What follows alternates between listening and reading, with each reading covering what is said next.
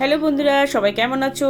আশা করি সবাই খুব খুব ভালো আছো। আমিও ভালো আছি। তা তোমাদের কাছে আজ একটা রেসিপি নিয়ে চলে এসেছি। মোরলা মাছ পেঁয়াজ কলি দিয়ে করব। দেখতেই পাচ্ছ পেঁয়াজ করে কেটে নিয়েছি, পেঁয়াজ কেটে নিয়েছি, এদিকে আদা টুকরো করে নিয়েছি, সাথে দেবো রসুন। পুরো একটা বড় রসুন নিয়েছি, রসুনটা এখন কাঁচা তাই একটু বেশি পরিমাণেই নিয়েছি। কাঁচা লঙ্কাও নিয়েছি মোটা আর রোগা দেখে, বুঝতে পেরেছো? ভীষণ ঝাল, কি বলবো, না খেলে বোঝা যায় না, ভীষণ ঝাল। আমি যেন অল্প পরিমাণে নিয়েছি। এদিকে একটা ফ্রাই প্যান বসে নিয়েছি, গরম হতে দিয়েছি। এদিকে দেখো মোরলা মাছগুলো আমি কেটে ধুয়ে পরিষ্কার করে রেখেছি, আমি নিজেই কেটেছি। আর এগুলো কী মাছ দিয়েছে বুঝতে পারিনি, যাই হোক এগুলো ওর সাথে চলে এসছে, একসাথেই রান্না করে ফেলবো।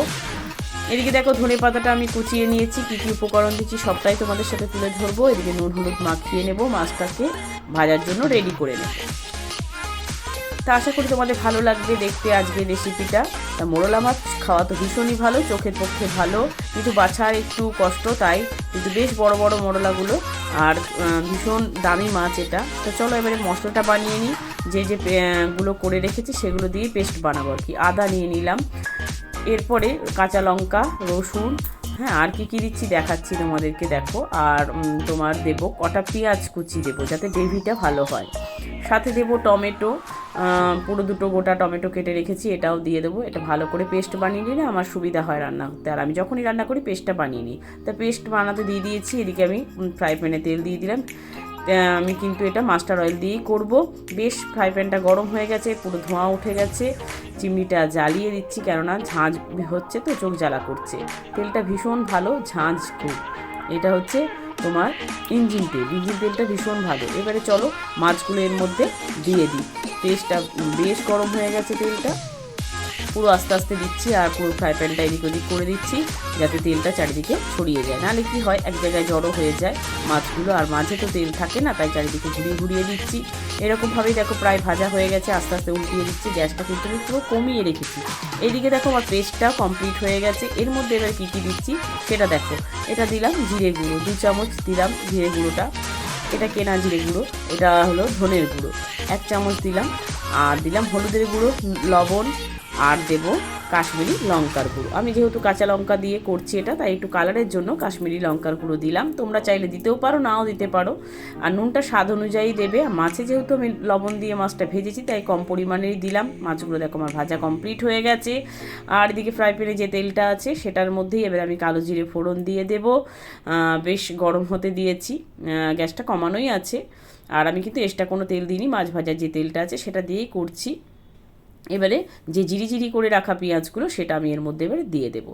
একটু ভালো করে ভেজে নেব, খুব লাল করব না। দেখো কতটা লাল করছি, বেশি লাল করলে খেতে খুব একটা টেস্ট লাগবে না এইরকমভাবে রান্নাটা করলে। আর আমার পেঁয়াজ কড়ি দিয়ে ভীষণ ভালো লাগে মোরলা মাছ খেতে, তাই ভাবলাম চলো শীতকালে তো খাওয়াই হয়নি মোরলা মাছ পেঁয়াজ কড়ি দিয়ে, তাই পেয়েছি যখন করে নিতে হবে। দেখো মশলাটা রেডি হয়ে গেছে, একটু জলও দিয়ে দিয়েছিলাম। এরপরে দেখো পেঁয়াজটা আমি কীরকম ভেজেছি, এরকমভাবে ভেজে পুরো মশলাটা দিয়ে ভালো করে মানে কষাতে হবে। বেশ তেল যতক্ষণ না ছেড়ে আসছে ততক্ষণ আমাকে এটা এখন ভেজে যেতে হবে। তা আমি একদম গ্যাসটা কমিয়ে দিয়েছি, আস্তে আস্তে ভাজছি, নাহলে প্রচণ্ড তেল ছিটকাচ্ছিল সেই অনুযায়ী। তো এর মধ্যে এবারে আমি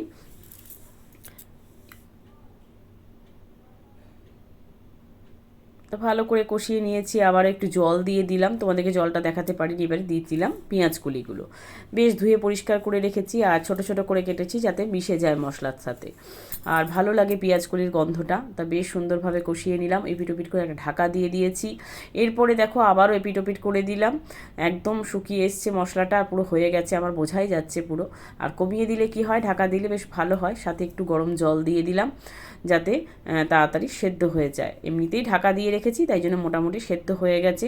এরপরে স্বাদ অনুযায়ী একটু চিনি দিয়ে দেবো আমি, যাতে খেতে ভালো লাগে আর ব্যালেন্সটাও ভালো থাকে চিনি দিলে। এরপরে মোরলা মাছগুলো আমি দিয়ে দেবো এর মধ্যে। এরপরে আমার দেখো রান্না পুরো কমপ্লিট হয়ে গেছে। কী যে সুন্দর হয়েছিল কি বলবো, তা সেটা তোমার দেখেই বুঝতে পারছো। এরপরে একটু স্বাদ অনুযায়ী শাহি গরম মশলা দিয়ে দিলাম, এটা আমার সানরাইসের, তা আমি এটাই ব্যবহার করি সেটাই দিলাম, তোমরা চাইলে অন্যও দিতে পারো। তা আমার একদম রেডি। কেমন লাগলো অবশ্যই জানিও কিন্তু আজকের রেসিপিটা। তা চলো এবার ধনে পাতাটা বাকি আছে, এটা দিয়ে দিলাম। একদম পারফেক্ট হয়ে গেছে আমার রেসিপি। তোমাদের কেমন লাগলো অবশ্যই কমেন্ট সেকশানে জানাবে, আর যদি ভালো লেগে থাকে আমার পাশে থাকবে, লাইক কমেন্ট করে দেবে, আর যদি বেশি ভালো লাগে সবার মধ্যে শেয়ার করে দেবে। তো চলো এবার খেয়ে দেখা যাক কেমন হয়েছে। তা আমি একদম ভাত নিয়ে গরম গরম একদম মোরলা মাছের চচ্চড়ি নিয়ে বসে পড়েছি। আমার আর কিছু লাগবে না, এটা দিয়ে আজকে আমি পুরো দুপুরের ভাতটা খেয়ে ফেলবো। তো এটাই ছিল আজকের রেসিপি। তো চলো টাটা বাই বাই, সবাই খুব ভালো থেকো, সুস্থ থেকো।